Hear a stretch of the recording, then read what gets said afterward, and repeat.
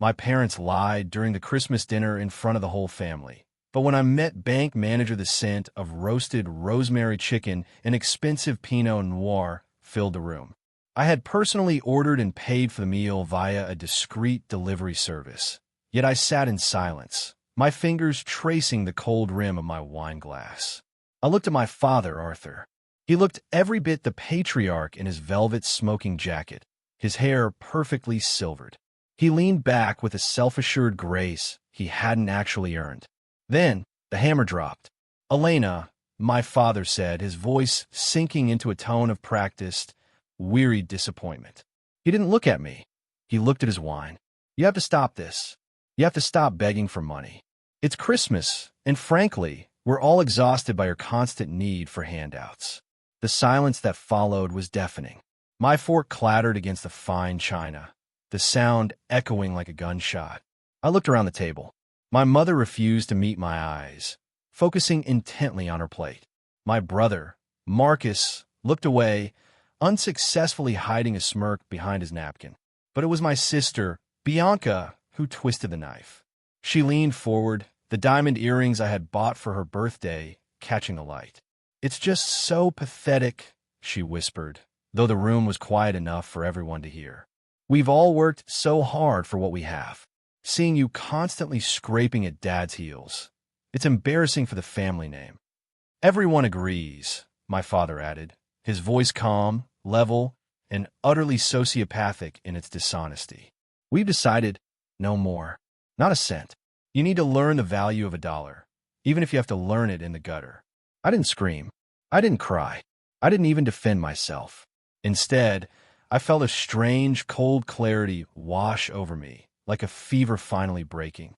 For 5 years, I had played the role of the struggling artist, all while secretly building a venture capital empire under a corporate veil they couldn't hope to pierce. That I watched the estate disappear in my rearview mirror. I knew the truth. I was the only one who had ever been rich. The end.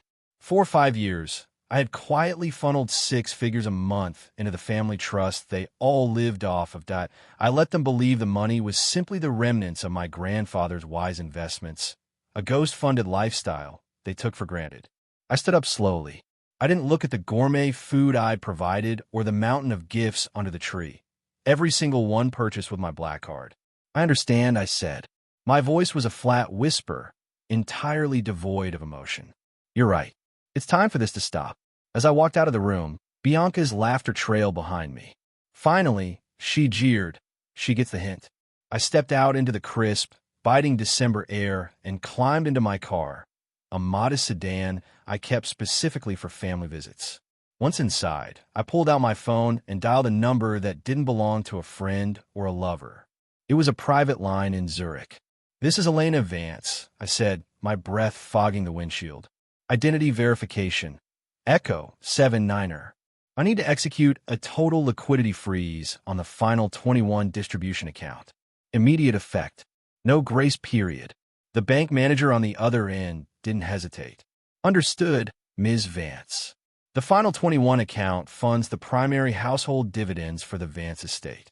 To be clear, this will cut all lines of credit and recurring payments." "Do it," I said, watching the lights of the mansion glow in the rearview mirror. "And transfer the deed of the Greenwich property from the holding company to my personal portfolio. It's time for the tenants to vacate." The architecture of a lie. To understand why I did it, you have to understand the lie we lived. My father, Arthur Vance, was a man of immense prestige but zero substance. He had lost the last of the actual family fortune when I was 18 through a series of disastrous real estate gambles. Too proud to admit failure, he spent the next decade maintaining a gilded facade. I was the one who saw the bank notices. While my siblings were out spending what was left, I was in my college dorm staying up until dawn, learning how to trade, how to build, and how to scale. By 24, I had made my first million. By 27, I was worth more than my father had ever dreamed of. But I knew my family. I knew that if they discovered my wealth, they wouldn't just ask for a share, they would demand it. They would claim it as family property, dragging me back down into the hollow, entitled world they refused to leave. So, I played the pauper. I let them mock me. I let them feel superior. But as I pulled out of the driveway, I knew that by morning, the lights in that house would be the only thing left of my father's legacy. I was the one who created the Final 21 account. I told my father I discovered a forgotten trust in my grandfather's name, letting him believe he was the one managing it, even though he never had access to the principal. For years, I funded their delusions of grandeur. I paid for Bianca's 3 weddings and her 2 messy divorces. I bankrolled Marcus's startups, which were really just expensive excuses for him to party in Ibiza. I paid for the very roof over their heads. My reward? I became the family scapegoat. They needed someone to look down on to justify their unearned status. I was the beggar because I wore off-brand clothes and didn't brag. I allowed them to believe I was the one taking, just so they wouldn't realize I was the one giving. But tonight was the breaking point. The lie my father told at dinner wasn't just a lie. It was a calculated power play to humiliate me in front of Bianca's wealthy new fiancé. He wanted to play the role of the benevolent, suffering father. Fine, let him be the father. Let's see how he fares without the benefactor. The Boxing Day collapse. The fallout didn't take weeks. It took hours. The next morning, Boxing Day, the freeze on the Final 21 account hit like a silent earthquake. I spent the morning in my city penthouse, the one they didn't know existed, sipping coffee and watching the notifications bloom across my tablet. First, the secondary household cards were declined, the ones Bianca used for her post-Christmas shopping sprees. By 11 a.m., my phone began to vibrate. It was Bianca. I let go to voicemail. "Elena, are you doing something to the accounts?" Her voice hissed through the speaker. "My card just got declined at Hermes. It's probably just a glitch, but if you're messing around because of last night, stop it. It's embarrassing." An hour later, Marcus called. Then my mother.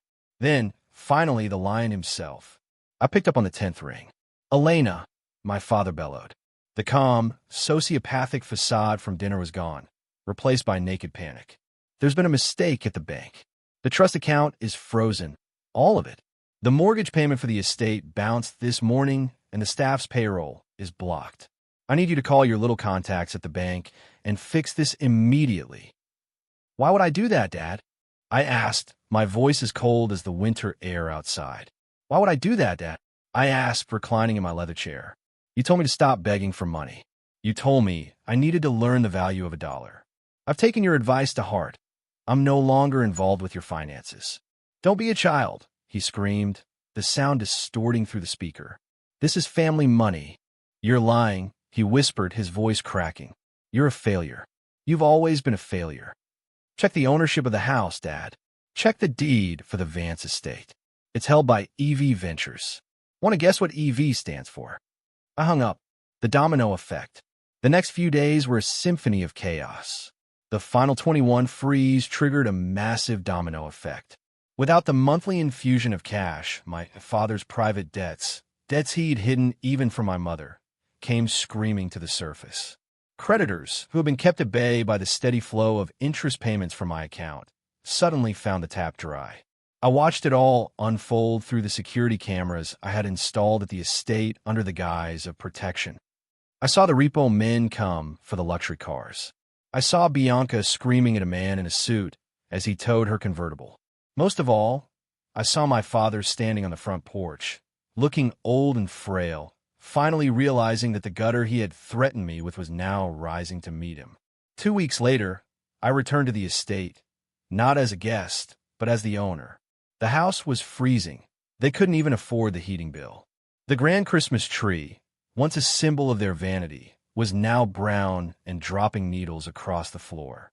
My family sat in the living room, huddled around a single, pathetic space heater. They looked different. The arrogance was gone, replaced by a raw, desperate fear. Bianca stood up when I walked in, her face blotchy from crying. "Elena, please," she sobbed. "We didn't know. Dad said it was his. We're sorry. Please, just turn the accounts back on. We can't live like this." I looked at her, then at my father, who couldn't even lift his head. "You're right," I said, looking around the cold, hollow room. "You can't live like this. Not in my house." "You were so quick to call me pathetic," I said, my gaze locking onto Bianca. You enjoyed it. You needed me to be beneath you just so you could feel high. Tell me, Bianca, what does the floor feel? She flinched, her eyes darting away in shame. My father sat in his wingback chair, his once regal velvet jacket now stained and rumpled. He didn't even have the strength to look up. You've humiliated me, he croaked, his voice a ghost of its former authority. Your own father. You humiliated yourself the moment you lied to this family just to stroke your own ego, I replied. I didn't destroy this family, Arthur. I just stopped pretending to be the glue holding your delusions together. I stepped forward and set a heavy manila envelope on the coffee table. The sound of it hitting the wood was final. The house is being sold, I announced. I've already accepted an offer from a developer. You have 72 hours to pack your belongings. The room went cold, but I continued, my voice steady and clinical. There is a small 2-bedroom apartment in the city. I've paid the rent for exactly 1 year. After that, Marcus, you'll have to find a job. Bianca, you might want to sell those diamonds I bought you. They should fetch a decent price. And Dad, you can live on Social Security. I hear that's what people who understand the value of a dollar do. You can't do this, Marcus yelled, but his voice lacked conviction. It was the hollow cry of a man who knew he had no cards left to play. I already did, I said. The final 21 was the end of the line. I gave you 21 chances over the years to treat me like a human being instead of resource. Last night was the 21st. I turned toward the door, but paused at the threshold for one last look. Oh, and Dad, Merry Christmas. I hope you enjoyed the dinner. It was the most expensive meal you'll ever have. I walked out of the house and didn't look back. The air was still biting, but for the first time in my life, I didn't feel the chill. Instead, I felt the warmth of a fire I had finally walked away from, a fire that had been fueled by my own spirit for far too long. I drove back to the city, toward the life and the world I had built with my own 2 hands. The silence in the car wasn't lonely. It was peaceful. The true revenge wasn't the poverty I left them in. It was the freedom I had finally granted myself. They had always called me the beggar, but as the estate disappeared in my rearview mirror, I finally embraced the truth. I was the only one who had ever been rich. If you like this story, please like this video, subscribe to the channel, and share your impressions of this story in the comments. To listen to the next story, click on the box on the left. Thank you for watching.